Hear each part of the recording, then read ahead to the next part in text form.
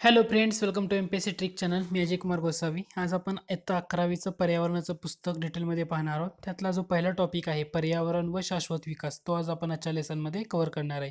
हे नवीन आलेलं पुस्तक 2019चं एडिशन आहे. परीक्षेसाठी तुम्हाला पर्यावरणाच्या रिलेटेड बऱ्याचशा माहिती या चॅप्टरमधून मिळेल, कारण याच्यामध्ये पर्यावरणाच्या संदर्भातले बरेचसे संस्था या अगोदर आपण पाहणार आहोत. शाश्वत विकासाच्या संदर्भातल्या काही महत्त्वाच्या तरतुदी त्याही या लेसनमध्ये कव्हर केल्या जाणार आहेत. तर दुसरी महत्त्वाची गोष्ट म्हणजे तुम्ही जर माझ्या चॅनलला सबस्क्राईब केलं नसेल तर नक्की सबस्क्राईब करा आणि सबस्क्राईब केल्यानंतर समोर जे बेल आयकन दिसते त्याच्यावर क्लिक करा, म्हणजे जेव्हा काही नवीन अपडेट माझ्याकडून येईल त्याचं नोटिफिकेशन तुम्हाला भेटत राहील. तर आज आपण वेळ न दौडता आपल्या लेसनला सुरुवात करूया. पहिला सेक्शन आहे, पहिल्या पेजचं पहिलं त्याच्यावर दिलं की पहिला तुम्हाला माहीत आहे काय सेक्शन. आता जागतिक पर्यावरण दिन कधी सेलिब्रेट केला जातो हे लक्षात घ्या. जागतिक पर्यावरण दिन हा दरवर्षी 5 जूनला सेलिब्रेट केला जातो. किती? 5 जूनला सेलिब्रेट केला जातो. त्यानंतर दुसरा महत्त्वाचा पॉईंट येतो तो म्हणजे स्टॉकहोम परिषद. आता ही स्टॉकहोम परिषद स्वीडनची राजधानी आहे ती स्टॉकहोम. या ठिकाणी 5 जून ते 14 जून 1972ला ही परिषद भरवण्यात आली होती. आणि या परिषदेमध्ये ना, म्हणजे ही परिषद कशा रिलेटेड होती, तर ही संयुक्त राष्ट्रसंघानं मानवी पर्यावरण विषयक याच्या संदर्भात ही परिषद भरवली होती. या परिषदेला ना 114 राष्ट्रांचे प्रतिनिधी हजर होते. आणि म्हणून पर्यावरणाचा एक अविभाज्य घटक आहे आपल्या मानवाचा. त्याच्यासाठी आपण काय करायला हवं, कोणत्या गोष्टी, त्याच्या संदर्भात चर्चा करण्यासाठी ही परिषद आयोजित करण्यात आलेली होती. आता या परिषदेमध्ये कोणतं बोधवाक्य, म्हणजे याच्यापासून निघणारे बऱ्याच गोष्टी याच्यामध्ये कन्सिडर केल्या गेल्या. फॉर एक्झाम्पल तुम्ही म्हणलं तर 150 कृती योजना व 20 तत्वे या परिषदेमध्ये ना पर्यावरणाच्या संदर्भामध्ये मान्य करण्यात आली होती. आणि एक बोधवाक्य स्वीकारलं होतं. ते बोधवाक्य म्हणजे ओनली वन अर्थ. काय बोधवाक्य स्वीकारलं होतं? ओनली वन अर्थ हे बोधवाक्य स्वीकारण्यात आलं होतं. अवघी पृथ्वी एक. आणि 5 जून हा दिवस जागतिक पर्यावरण दिन म्हणून परिषदेने घोषित केलेला आहे, हे लक्षात ठेवा. पर्यावरणाचे एकूण 4 विभाग आहेत. एक म्हणजे वातावरण, दुसरा जलावरण, तिसरा शिलावरण आणि चौथा जीवावरण. हे पर्यावरणाचे एकूण किती? 4 विभाग. आता आपण पाहणार आहोत ते म्हणजे पहिला विभाग, तो म्हणजे वातावरण. पृथ्वीच्या संपूर्ण वातावरणामध्ये असणाऱ्या वस्तुमानापैकी किती टक्के वस्तुमान हे पृथ्वीच्या पृष्ठभागाचा जो पहिला 30 किलोमीटरच्या आत केंद्रित झालाय, तर ते 99% वस्तुमान आहे. म्हणजे पृथ्वीचं संपूर्ण वातावरणातील वस्तुमानापैकी 99% वस्तुमान हे काय होतं, तर पृथ्वीच्या पृष्ठभागापासून जे 30 किलोमीटरचं अंतर आहे त्याच्यामध्ये केंद्रित झालेलं आहे. त्यामुळे हा घटक किती महत्त्वाचा आहे हे तुम्हाला लक्षात येईल. आता याच्यामध्ये ना पृथ्वीच्या वातावरणाच्या स्तराचे खालील विभाजन केलेलं आहे, ते म्हणजे तपांबर. तपांबरला आपण ट्रोपोस्फियर म्हणतो. स्थितांबर स्ट्रॅटोस्फियर. दलांबर किंवा त्याला आयनांबर म्हणतो, आयनोस्फियर. आणि बाह्यांबर त्याला एक्झोस्फियर किंवा बहिर्मंडळ असेही म्हटलं जातं. आता याच्यातला पहिला थर येतो तो म्हणजे तपांबर. तपांबरला आपण काय म्हणतो? ट्रोपोस्फियर. काय? ट्रोपोस्फियर. आता पृथ्वीच्या पृष्ठभागापासून किती किलोमीटर उंचीच्या पर्यंतच्या भागाला तपांबर म्हटलं जातं, तर ते 12 किलोमीटर उंचीपर्यंत. म्हणजे पृथ्वीच्या पृष्ठभागापासून 12 किलोमीटर वर जाताना जेवढा भाग आहे तर तो तपांबराचा आहे, त्याला ट्रोपोस्फियर म्हटलं जातं.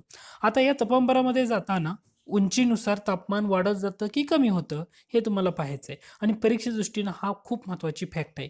या थरामध्ये ना उंचीनुसार जाताना तापमान काय होतं? कमी होतं. म्हणजे जसजशी उंची वाढल तसं तिथलं तापमान हे कमी होत जातं.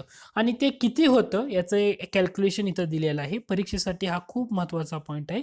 ते म्हणजे हे तापमान दर 160 मीटर उंचीस, म्हणजे 160 मीटर उंचीवर गेलं तर तापमान हे 10 डिग्री सेल्सिअसनं कमी होतं. 10 डिग्री सेल्सिअस म्हणजे हे तापमान दर 160 मीटर उंचीला 10 डिग्री सेल्सिअसने कमी होतं. आता तपांबर थराबद्दल आणखी एक महत्त्वाची गोष्ट म्हणजे उंचीनुसार जर इतर थरांशी कंपॅरिझन केलं तर हा थर, म्हणजे हा जो घटक तपांबर आहे थर, उंचीनुसार या थरापेक्षा हा जो थर एकदम लहान आहे.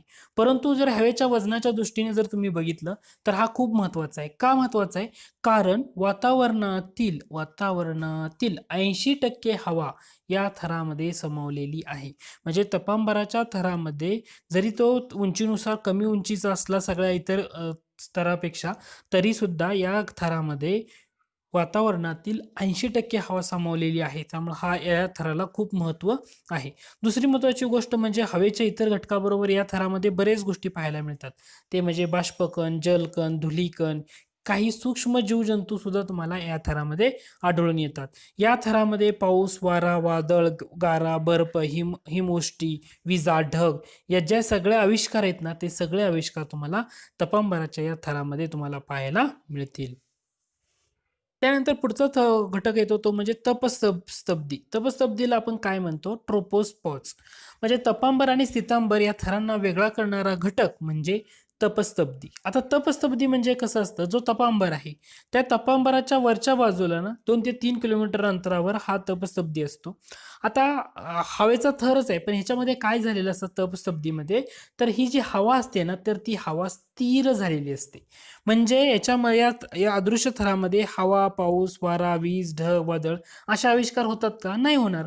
कारण जर एखाद्या ठिकाणी हवा स्थिर झाली तर अशा प्रकारचे आविष्कार तुम्हाला आढळून येत नाहीत. म्हणजे पाऊस, वारा, वीज, ढग, वादळ हे जे आविष्कार आहेत, नैसर्गिक आविष्कार, हे कुठं आढळतात? तर हे तपांबरामध्ये आढळतात. म्हणजे पृथ्वीच्या पृष्ठभागापासून 12 किलोमीटरच्या अंतरापर्यंत. 12 किलोमीटर पासून वरच्या 2-3 किलोमीटरमध्ये जो हवा स्थिर असते त्या घटकाला तपस्थिती असं म्हटलं जातं. त्याच्यामध्ये अशा प्रकारचे आविष्कार आढळून येत नाही. आता या तपस्तब्दीची रुंदी किती आहे? तर जवळजवळ 1.5 किलोमीटर ही आहे तपस्तब्दीची काय आहे रुंदी आहे. तपस्तिब्दी थराबद्दल तुम्हाला आणखी 2 गोष्टी लक्षात ठेवायचं. पहिलं महत्त्वाची गोष्ट म्हणजे तपस्तिब्दी या थरामध्ये हवेचे तापमान किती असतं? तर ते असतं -560 सेंटीग्रेड. तपस्तिब्दी या थरामध्ये हवेचं तापमान -560 सेंटीग्रेड एवढं असतं आणि या थरामध्ये ना शुष्क ओझोनचे प्रमाण, शुष्क म्हणजे कोरडा म्हणतो, त्या ओझोनचं प्रमाण काय असतं? जास्त असतं. आता तपांबर झाला, तपस्तिब्दी झाला. तपस्तिब्दीच्या वरचा थर तो म्हणजे स्थितांबर, त्याला आपण स्ट्रॅटोस्फिअर असं म्हणतो. काय म्हणतो? स्ट्रॅटोस्फिअर. म्हणजे तपस्तब्दी आणि स्थितस्तब्दी यांच्यामधला जो भाग आहे त्याला आपण स्थितांबर असं म्हणतो. दुसरी महत्त्वाची गोष्ट म्हणजे या थराची उंची कशी बदलते? तर जसं ऋतू बदलतो तसं या थराची उंची बदलते. म्हणजे या थराची उंची ॲक्च्युअली ऋतुमानानुसार बदलत असते. म्हणजे तपांबराचा जो विशिष्ट उंचीपर्यंत तापमान हे कसं स्थिर असतं. परंतु आता 2 गोष्टी ह्याच्यामध्ये एक एक घटक आहे त्याला आयसोथर्मल झोन. काय लक्षात ठेवायचं आहे, तपांबराच्या जर उंची विशिष्ट उंचीपर्यंत ना तापमान हे स्थिर असतं. परंतु जर तुम्ही 32 किलोमीटरच्या उंची पलीकडे जर जात असाल, तर तिथं तापमानामध्ये काय होते? वाढ होत जाते. 32 किलोमीटर उंची पलीकडे तापमानात वाढ होते आणि ह्या जो वाढत जाणारा थर आहे, त्या थराला आयसोथर्मल झोन असंही म्हणतात. काय म्हणतात? आयसोथर्मल झोन किंवा त्याला मराठीमध्ये समोष्णतेचा पट्टा असंही म्हटलं जातं. म्हणजे सूर्यापासून मिळालेली जी उष्णता असते ना, या थरामध्ये जास्त शोषली जाते. त्यामुळे इथलं तापमान हे कायम राहतं. दुसरी महत्त्वाची गोष्ट म्हणजे इथं ऋतुमानानुसार आपण म्हटलं होतं, की इथलं तापमान बदलतं किंवा उंची बदलते असं म्हटलं होतं. आता हिवाळ्यामध्ये आता या थराचा विस्तार जर तुम्ही बघितला, तर उन्हाळ्यामध्ये याचा विस्तार जास्त असतो. हिवाळ्यामध्ये मात्र या थराचा विस्तार थोडासा कमी पाहायला आपल्याला मिळतो. दुसरी महत्त्वाची गोष्ट म्हणजे या भागामधली हवा विरळ. म्हणजे तपांबरापर्यंत आपण काय पाहिलं होतं? तपांबराच्या भागापर्यंत जे नैसर्गिक आविष्कार आहेत ते आपल्याला पाहायला मिळतात. तपांबराच्या वरचा 2 ते 3 किलोमीटरचा भाग आहे जिथं हवा हवेच्या हे असते तपस्तिब्दी. तपस्तिब्दीमध्ये असे नैसर्गिक आविष्कार पाहायला मिळत नाहीत. आता जर तुम्ही त्याच्यावर गेला सीतांबरामध्ये, तर तिथं कसं असतं? हवा विरळ असते. त्याचा परिणाम म्हणजे इथं आर्द्रता, धुलीकण, डग असे प्रमाण अजिबात म्हणजे अजिबातच नसते. त्यामुळे हा घटक सुद्धा नक्की ध्यानात घ्या. त्यानंतर पुढचा घटक थर म्हणजे ओझोनोस्फिअर, त्याला ओझोनॉम्बर असं म्हटलं जातं. म्हणजे ओझोन वायूचं आवरण हे पृथ्वीच्या पृष्ठभागापासून किती किलोमीटर उंचीवर असतं? तर ते असते 20 ते 35 किलोमीटर उंचीवर आणि या आवरणालाच आपण ओझोनॉम्बर असं म्हटलं जातं. म्हणजे सूर्यप्रकाशामधली जी अतिनील किरणं जेव्हा ऑक्सिजन मधून येतात तेव्हा त्याच्यावर प्रक्रिया होते, ओझोन वायू तयार होतो. ओझोन थर हा काय करतो? तर ओझोन थर सूर्याकडून येणारे जे घातक असे अतिनील किरण आहेत ना, याचं शोषण करतो. त्यामुळे ओझोन थराचं तापमान वाढतं आणि ओझोन थराचं तापमान वाढतं त्यामुळे पृथ्वीवरील जीवसृष्टीचं काय होतं? संरक्षण होतं. ते किरण डायरेक्ट पृथ्वीवर येत नाहीत. म्हणून ओझोन वायूच्या थराला काय म्हटलं जातं? तर पृथ्वीची संरक्षक छत्री असं म्हटलं जातं. ओझोन वायूच्या थराला काय म्हणतात? तर ओझोन वायूच्या थराला पृथ्वीची संरक्षक छत्री असं म्हटलं जातं. आता आजकाल जर तुम्ही बघितलं तर प्रदूषण वाढतंय, म्हणजे ओझोन अंबर हळूहळू कमकुवत होत चाललाय. हळूहळू कमकुवत होत चाललाय, याचा परिणाम काय झालाय तर पृथ्वीचे तापमान वाढू लागले. पृथ्वीचे तापमान वाढतं म्हणजेच काय आहे तर ग्लोबल वॉर्मिंग होत आहे. ह्या गोष्टी लक्षात घ्या. त्यानंतर पुढचा थर येतो तो म्हणजे दलांबर किंवा त्याला आयनांबर किंवा त्याला आयनोस्फिअर असंही म्हटलं जातं. म्हणजे स्थितांबराच्या पलीकडे सुद्धा भूपृष्ठापासून किती किलोमीटर तर 360 ते 400 किलोमीटर अंतरापर्यंतचा वातावरणाचा जो भाग आहे त्याला आयनोस्फिअर असं म्हटलं जातं. म्हणजे हा भाग पृथ्वीच्या पृष्ठभागापासून 104 ते 112 किलोमीटरवर. आयनोस्फिअर मध्ये काय केलं तर रेडिओ तरंग या स्तरामध्ये पृथ्वीकडे परावर्तित होतात. त्यामुळे आपण रेडिओ ऐकू शकतो. म्हणजे आयनोस्फिअरचं एवढं महत्त्व लक्षात ठेवा. रेडिओ आपण जे ऐकतो म्हणजे पृथ्वीवरील रेडिओ तरंग या स्तरामधून पृथ्वीकडे परावर्तित होत असतात. दुसरी महत्त्वाची गोष्ट म्हणजे वातावरणातील आयनोस्फिअरचं महत्त्वाचं वाक्य काय आहे तर हे आहे, वातावरणातील एकूण जी हवा आहे त्याच्या केवळ 1% हवा, वातावरणामध्ये जेवढी हवा आहे ना त्याच्या फक्त 1% हवा या आयनोस्फिअर या थरामध्ये पाहायला मिळते. आता एक थर मध्ये राहिला तो म्हणजे मध्यांबर. मध्यांबर म्हणजे कसं असतं, जे स्थितांबर आहे त्या स्थितांबरापासून सुरू होऊन जवळजवळ 85 किलोमीटर पर्यंतचा जो थर असतो त्याला मध्यांबर म्हणतात. आणि मध्यांबराचा जो सगळ्यात वरचा भाग असतो ना तो थंड असतो. त्याचं तापमान जर तुम्ही बघितलं तर 130 फॅरेडे म्हणजे 90 डिग्री सेल्सिअस एवढं असतं. त्या भागाला मध्यस्तब्दी असंही म्हटलं जातं. म्हणजे जेट विमानं पुरे याच्यामधून वगैरे जात नाही. त्यानंतर पुढचा घटक येतो तो म्हणजे बाह्यांबर किंवा त्याला बहिर्मंडळ म्हणतो. एक्झोस्फिअर म्हणजे भूपृष्ठापासून 500 ते 750 किलोमीटर उंचीवरच्या थराला बाह्यांबर म्हटलं जातं. ह्याच्यामध्ये काय महत्त्वाचं आहे तर रॉकेट आणि रेडिओ लहरी वरून निरीक्षण केलेल्या निरीक्षणावरून या थरामध्ये असं आढळून आले की 490 किलोमीटर उंचीवर 1700 सेंटीग्रेड तापमान एवढं आढळून आले. आणि त्याच्यामध्ये कोणते वायू असतात, ऑक्सिजन, हेलियम आणि हायड्रोजनचे न्यूट्रल अणू असतात असं निष्कर्षावरून काढण्यात आलेलं आहे. यालाच दुसरं काय म्हटलं जातं, चुंबकीय मंडल असं म्हटलं जातं. कारण 2000 किलोमीटर उंचीपर्यंत न्यूट्रल अणूंचा प्रभाव असतो. आता या टॉपिकचा कॉलेरेशनचा पुढचा घटक आहे तो म्हणजे काय तर राष्ट्रीय आणि आंतरराष्ट्रीय संस्था. पर्यावरणाच्या संदर्भामध्ये कोणत्या राष्ट्रीय आणि आंतरराष्ट्रीय संस्था आहेत ते पाहायचे. पहिली महत्त्वाची संस्था येते तिला आपण बॉटनिकल सर्वे ऑफ इंडिया असं म्हणतो किंवा भारतीय वनस्पती सर्वेक्षण असं म्हटलं जातं. Botanical survey of India. आता या संस्थेची स्थापना कधी झालेली आहे तर या संस्थेची स्थापना 1890 साली झाली. याचं मुख्यालय कोलकात्याला आहे. म्हणजे देशामधील जे वनस्पती स्रोत आहे त्यांचा शोध लावण्यासाठी आणि वनस्पती ज्या प्रजाती त्यांच्या आर्थिक लाभाच्या दृष्टीनं किंवा संशोधन करण्यासाठी या संस्थेची स्थापना करण्यात आली. परीक्षेसाठी खूप महत्त्वाचं आहे. बॉटनिकल सर्वे ऑफ इंडिया, मुख्यालय आहे कोलकाता आणि स्थापना आहे 1890 ची. त्यानंतर पुढची संस्था आहे फॉरेस्ट रिसर्च इन्स्टिट्यूट. काय संस्था आहे?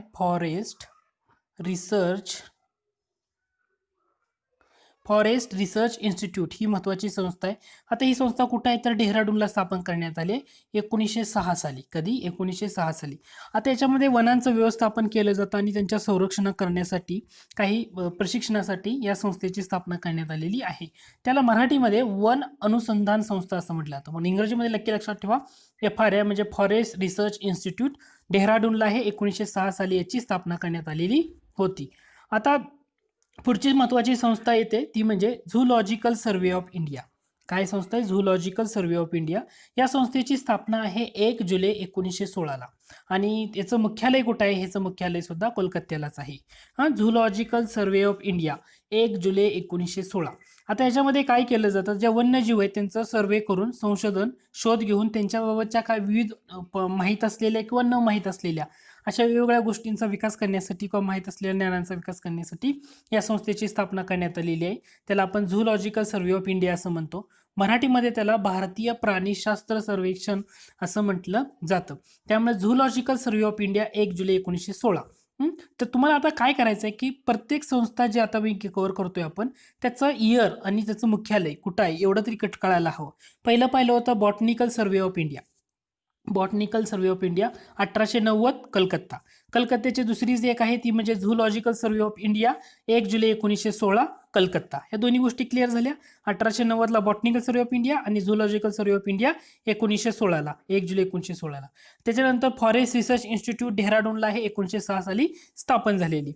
हाही पॉईंट झाला. आता त्याच्यानंतर पुढची संस्था आहे आंतरराष्ट्रीय संस्थापैकी एक ती म्हणजे IUCN. International union for conservation of nature. आता या संस्थेची स्थापना झाली आहे 5 ऑक्टोबर 1948. IUCN ची स्थापना कधी आहे? 5 ऑक्टोबर 1948. आणि पहिली जागतिक पर्यावरण संघटना म्हणून याला ओळखलं जातं. म्हणजे या संस्थेनं काय केलं, ज्या सरकारी आणि नागरी संघटना आहेत यांना एकत्र आणण्याचं काम केलं. निसर्गाचं संवर्धन करण्यासाठी कुठली ध्येय स्वीकारायला हवं, त्याच्यासाठी काय अनालिसिस करणं गरजेचं आहे, या सगळ्या गोष्टी या IUCN केले. दुसरं महत्त्वाची गोष्ट म्हणजे याचं मुख्यालय आहे ते स्वित्झर्लंडला आहे.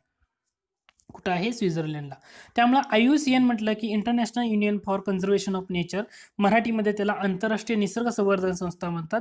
5 ऑक्टोबर 1948 स्वित्झर्लंडला त्याचं मुख्यालय आहे. दुसरं महत्त्वाची गोष्ट म्हणजे काही करार आहेत याच्यामध्ये दिलेले. पहिलं म्हणजे रामसर करार 2 फेब्रुवारी 1971, पाणथळ जमिनीसाठी झालेला करार. त्यानंतर जागतिक वारसा करार 1972चा आहे, जागतिक वारसा करार 1972. त्याच्यानंतर धोक्यातील प्रजातींचा आंतरराष्ट्रीय करार, तो आहे 1974ला.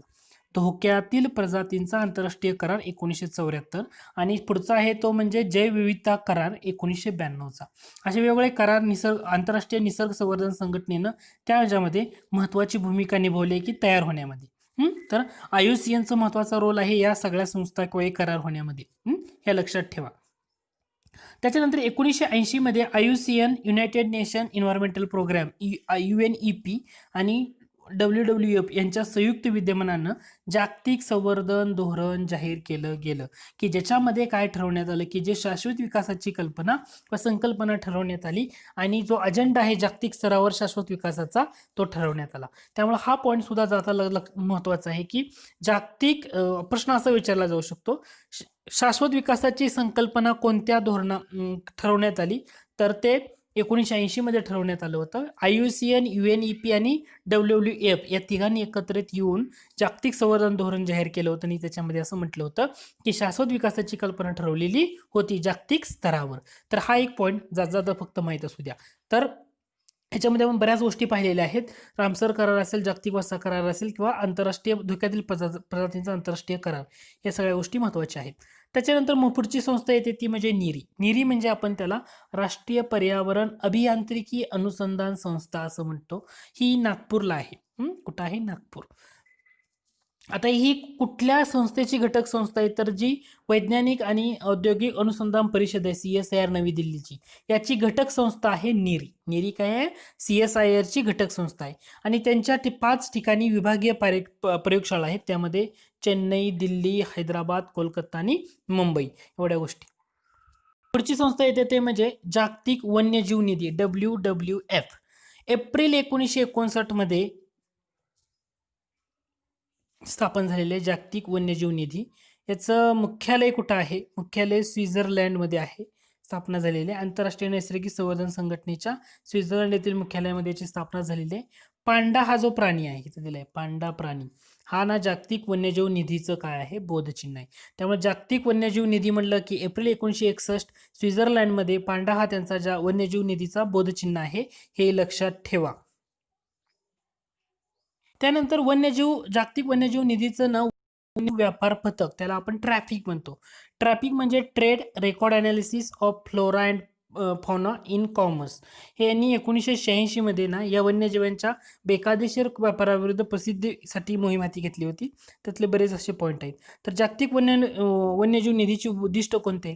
तर याच्यामध्ये सगळ्यात महत्त्वाचं म्हणजे जे पृथ्वीवरील नैसर्गिक पर्यावरणाचा ऱ्हास होतोय तो थांबवला पाहिजे आणि मनुष्यानं निसर्गाशी सामंजस्य वागल, ज्यानुसार त्यानंतर जगातील ज्या जैवविविधता आहेत त्याचं संवर्धन करणं, प्रदूषण जे आहे त्याच्यामध्ये घट होणं, त्यासाठी प्रोत्साहन देणं, या सगळ्या गोष्टींसाठी ना वन्यजीव निधीची उद्दिष्ट आहेत.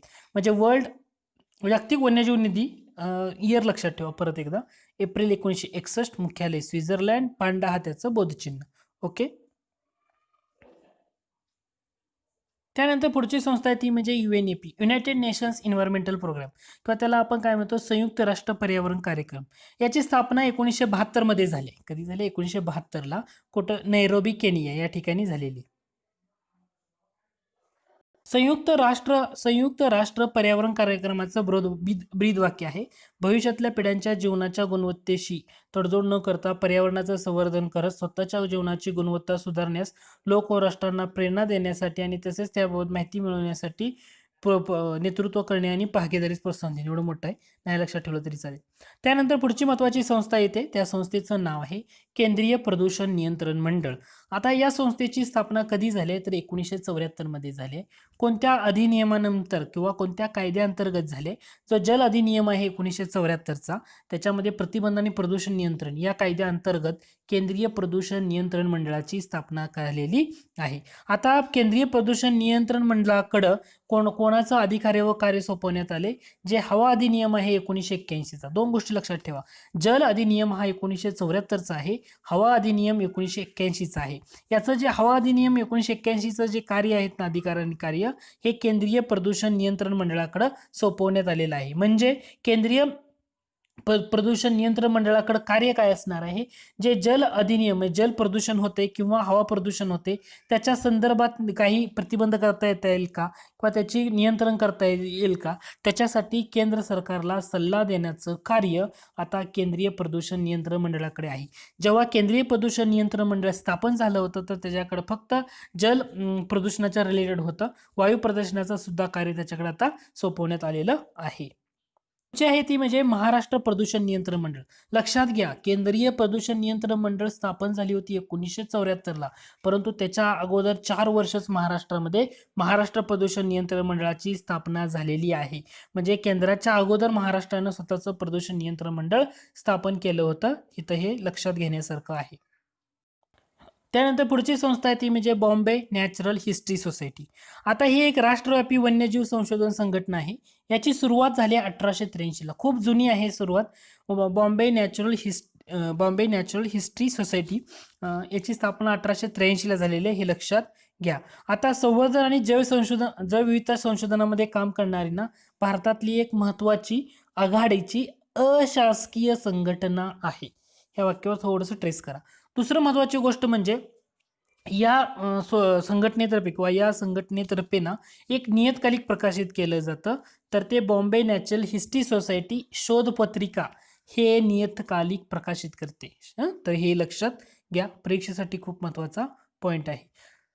धोक्यात आलेल्या प्रजाती आहे त्यांचं आदिवासांचं संवर्धन करणं, ह्या सुद्धा यांचा दृष्टिकोन आहे. बऱ्याच गोष्टी आहेत, शिबिर आयोजित करणं, कार्यक्रम आयोजित करणं, बॉम्बे नॅचरल हिस्ट्री सोसायटीमध्ये सर्व गोष्टी होतात, हेही महत्त्वाचं आहे. त्यानंतर पुढची संस्था आहे भारतीय वन्यजीव संस्था. 1982 मध्ये स्थापन करण्यात आलेली आंतरराष्ट्रीय स्तरावर मान्यताप्राप्त संस्था आहे. आता ही संस्था काय करते? वन्यजीव संस्था जे प्रशिक्षण कार्यक्रम असतील किंवा शैक्षणिक कार्यक्रम असतील, अभ्यासक्रम किंवा वन्यजीव संशोधनाच्या बाबतीत काही सल्ला द्यायचा असेल तर ते सल्ला देण्याचं काम यांचं आहे. दुसरं म्हणजे याचं मुख्यालय डेहराडूनला आहे. भारतीय वन्यजीव संस्था 1982ला स्थापन, मुख्यालय कुठं आहे तर डेहराडूनला आहे. म्हणजे वन्यजीव संशोधनावर वैज्ञानिक ज्ञान मिळवणं आणि बरंचसं संशोधन करण्याच्या रिलेटेड ही महत्त्वाची संस्था आहे. त्याच्यानंतर भारतीय पर्यावरण विषयक माहिती प्रणाली. आता ही ना 1982 मध्ये भारत सरकारनं स्थापन केलेली, म्हणजे पर्यावरणाविषयक निर्णय घेणार किंवा काही महत्त्वाचे नियोजन करणारं, संशोधन करणारं, याच्यासाठी माहिती देण्यासाठी भारत सरकारने ही स्थापन केले 1982 मध्ये. त्या संस्थेचं नाव आहे भारतीय पर्यावरण विषयक माहिती प्रणाली, ENVIS. त्यानंतर पुढचा पॉईंट आहे ते म्हणजे पर्यावरण संरक्षणामध्ये व्यक्तींचं योगदान. पहिली महत्त्वाची व्यक्ती आहे डॉक्टर सलीम अली. आता भारतातली अशी पहिली व्यक्ती आहे की ज्या व्यक्तीनं पक्षीशास्त्राची एक पद्धतशीर मांडणी केलेली आहे. तर हे भारताचे पक्षीप्रेमी म्हणून त्यांना सलीम अली यांना ओळखलं जातं. दुसरं महत्त्वाची गोष्ट म्हणजे आताचं जे केवलदेव राष्ट्रीय उद्यान आहे किंवा त्याला आपण भरतपूर अभयारण्य म्हणतो, हे डॉक्टर सलीम अली यांच्या प्रयत्नामुळेच झालेलं आहे. तर हा एक महत्त्वाचा त्यांचं कार्य, त्याच्या संदर्भातलं एवढं लक्षात ठेवा.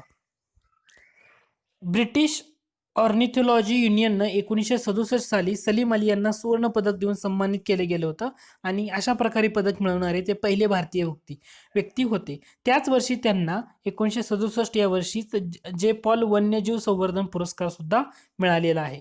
MC मेहता ही सुद्धा एक महत्त्वाचे पर्यावरण काम करणारे पर्यावरण तज्ज्ञ आहेत.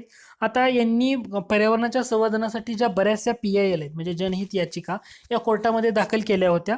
त्यांनी बरेच अधिक केसेस तिथे लढवलेले. त्याच्यामध्ये महत्त्वाच्या केसेसपैकी म्हटलं तर ताजमहालचं संरक्षण असेल किंवा गंगा शुद्धीकरण असेल किंवा किनारी प्रदेशात ज्या कोळंबी मासेमारीवर बंदी आहे त्या गोष्टी असतील, अशा बऱ्याच गोष्टी, किंवा शालेय शिक्षण सक्तीचं करण्यासाठी पर्यावरणाच्या रिलेटेड पर्यावरण शिक्षण, त्याच्यासाठी सुद्धा त्यांनी बरेचसं महत्त्वाचं कार्य केलेलं आहे. त्यानंतर पुढची महत्त्वाची व्यक्ती आहे ती म्हणजे सुंदरलाल बहुगुणा. सुंदरलाल बहुगुणा हे चिपको आंदोलन यांनी सुरू केलं होतं आणि आंतरराष्ट्रीय स्तरावर त्यांची एक ख्याती तयार झालेली होती. ॲक्च्युली त्यांनी लोकसहभागातून ज्या जंगलाच्या संवर्धनासाठी प्रयत्न केले ना, तर त्यांनी जे तेहरी धरण बांधण्यासाठी जे काम केलेलं आहे हे लक्षात ठेवा. हे भूकंप प्रवण क्षेत्र असल्यामुळे त्यांचे प्रयत्न कायम स्मरणात राहतील. त्यानंतर डॉक्टर एम एस स्वामीनाथन, ज्यांना आपण हरित क्रांतीचे जनक म्हणतो, एम एस स्वामीनाथन. आता डॉक्टर एम एस स्वामीनाथन यांनी चेन्नई येथे डॉक्टर एम एस स्वामीनाथन संशोधन केंद्राची स्थापना केली आहे आणि या केंद्राद्वारे जे जैवविविधतेचं रक्षण करण्यासाठी काही महत्त्वाचं संशोधन करायचं असेल तर ते या संस्थेमार्फत केलं जात आहे. पुढचा पॉईंट आहे तो म्हणजे शाश्वत विकास. शाश्वत विकास म्हणजे असा विकास की चालू पिढीच्या ज्या गरजा आहेत तर त्या पूर्ण केल्या जातील, परंतु त्या गरजा पूर्ण करण्यासाठी भविष्यातल्या पिढींच्या गरजा पूर्ण करण्यासाठी लागणारे जे स्रोत असतील, रिसोर्स असतील, तर त्याचा वापर न करता किंवा त्याला धक्का न लावता विकास केला जाणारा विकास त्याला आपण काय म्हणतो, शाश्वत विकास. भारतानं ना स्टॉकहोम येथे झालेली जी 1972 मध्ये परिषद होती ना, या परिषदामध्ये शाश्वत विकास ही संकल्पना स्वीकारली होती. 1992 साली झालेला जे United nation conference on environment and development, UNCED असं म्हणतो, भारताने 187 देशासोबत शाश्वत विकासाच्या दिशेनं वाटचाल करण्यासाठी रिओ करार केलेला आहे. कोणता करार? रिओ. 1992 साली जी वसुंधरा शिखर परिषद झाली त्याच्यामध्ये शाश्वत विकासामध्ये शिक्षणाची असलेली भूमिका महत्त्वाची असा ठराव करण्यात आला होता. अजेंडा 21 म्हणतो. हा शिक्षण शिक्षण शाश्वत विकासासाठी आवश्यक असणारं एक महत्त्वाचं साधन आहे आणि याच्यामुळेच पर्यावरण संवर्धनामध्ये जागरूकता होणं आणि पर्यावरणाचं संरक्षण होणे असे त्याचे फायदे आहेत. त्यानंतर पुढचा एक पॉईंट जो म्हणजे युनेस्कोचं जे डिसेंबर 2002 मध्ये झालेलं 57वी सभा होती, या सभेनुसार ना संयुक्त राष्ट्रसंघानं शाश्वत विकासाच्या शिक्षणासाठी दशक म्हणून 2005 ते 15 हे स्वीकारलेलं आहे. लक्षात ठेवा, शाश्वत विकासाच्या शिक्षणासाठी दशक म्हणून युनेस्कोनं कोणतं इयर स्वीकारलेलं आहे तर ते आहे 2005 ते 2015. हे जे दशक आहे ना हे स्वीकारलेलं आहे. परीक्षेसाठी खूप IMP असणारा हा पॉईंट आहे, प्लीज नोट इट. त्यानंतर पुढचा एक पॉईंट आहे की जो लक्षात ठेवण्यासारखा आहे तो म्हणजे शाश्वत विकास म्हणजे चिरंतन अथवा चिरकाल टिकणारा विकास असं कुठल्या रिपोर्टमध्ये सांगण्यात आलंय तर तो ब्रुटलँड रिपोर्ट 1987 या रिपोर्टमध्ये असं सांगितलंय की शाश्वत विकास म्हणजे काय तर चिरंतन अथवा चिरकाल टिकणारा विकास. आता पुढचा पॉईंट आहे तो म्हणजे शाश्वत विकासाची उद्दिष्ट. शाश्वत विकासाची एकूण 3 मुख्य उद्दिष्ट आहेत. पहिलं म्हणजे आर्थिक, दुसरं पर्यावरणीय, तिसरं सामाजिक. आर्थिक उद्दिष्ट म्हणजे जो समतोल आर्थिक वाढ करणं, पर्यावरण सुरक्षित ठेवणं आणि समाजातील प्रत्येक घटकाला संसाधनाचा वापर करण्यासाठी समाविष्ट करणं. त्यामुळे आर्थिक, पर्यावरण आणि सामाजिक असे शाश्वत विकासाचे किती उद्दिष्ट आहेत तर 3 उद्दिष्ट आहेत. त्याच्यानंतर महात्मा गांधींचं एक प्रसिद्ध वाक्य आहे ते म्हणजे निसर्गामध्ये मानवाच्या गरजा भागवण्यासाठी पुरेशी साधन संपत्ती आहे, परंतु त्याची हाव भागवण्यासाठी नाही. हे प्रसिद्ध वाक्य कुणाचं आहे तर महात्मा गांधींचं आहे. या लेसनचा शेवटचा टॉपिक तो म्हणजे तुम्हाला माहित आहे का. आता पहिल्या महत्वाची गोष्ट त्यामध्ये त्यांनी काय सांगितले, काही पॉईंट दिलेत. पहिला आहे कार्यालयामधले जे एखाद्या 50 लोकांनी जर समजा 10% कागद दोन्ही बाजूंनी जर वापरला तर एक कंपनी एका वर्षाला 10 झाडं वाचवू शकते. म्हणजे तुम्ही कागदाचा वापर करताना एक सिंगल साईड न करता डबल साईड केला तर एक कंपनी 50 लोकांची एका वर्षाला 10 झाडं वाचवू शकते. हे अनालिसिस केलेलं आहे.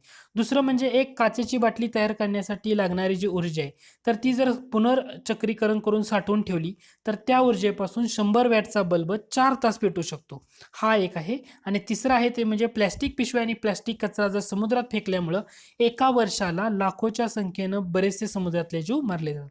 तर या लेसनमध्ये आपण काय कव्हर केलेलं आहे, या लेसनमध्ये 11वी पर्यावरणाच्या पुस्तकातला पहिला चॅप्टर, त्या चॅप्टरचं नाव होतं पर्यावरण आणि शाश्वत विकास. फक्त हा पर्यावरण आणि शाश्वत विकास आपण कंप्लीट केलाय. त्यानंतर परिसंस्था चॅप्टर पण पाहायचं आहे, खूप महत्त्वाच्या गोष्टी आहेत. त्यानंतर जैवविविधता हा टॉपिक आहे, तो सुद्धा खूप महत्त्वाचा आहे. त्याच्यानंतर नैसर्गिक संवर्धनाचा आहे. आपत्तीचा थोडाफार पॉईंट आहे, परंतु हा टॉपिक आपल्याला कव्हर करायचा आहे. म्हणजे पर्यावरणाच्या संदर्भा दृष्टीनं 11वीचं पर्यावरण पुस्तकातले हे बरेचसे टॉपिक आहेत. त्यानंतर 12वी पुस्तकातला जो महत्त्वाचा भाग आहे तो आपण कव्हर करणार आहोत. कारण ही पुस्तक 11वीचं पर्यावरण पुस्तक हे 2019 साली फर्स्ट एडिशन आहे त्याची आणि 12वी पर्यावरण पुस्तक ही यावर्षी म्हणजे 2020 साली आलेलं आहे. त्यामुळे हे दोन्ही पुस्तकं परीक्षेसाठी पर्यावरणाचा अभ्यास करण्यासाठी सर्वोत्तम आहेत. तर या लेसनमध्ये आपण एवढं टॉपिक कव्हर केले. आय होप की हे लेसन तुम्हाला आवडलं असेल. जर लेसन तुम्हाला आवडलं असेल तर नक्की लाईक करा. तुम्ही अजूनही माझ्या चॅनलला सबस्क्राईब केलं नसेल तर नक्की सबस्क्राईब करा आणि जास्तीत जास्त लाईक द्या, म्हणजे मी सर्वच्या सर्व चॅप्टर कव्हर करेन. जर जास्त लाईक येत नसतील तर मी सगळे चॅप्टर कव्हर करणार नाही. दुसरी महत्त्वाची गोष्ट म्हणजे लेसन तुम्हाला आवडले तर तुमच्या मित्रांना शेअर करायला विसरू नका. धन्यवाद.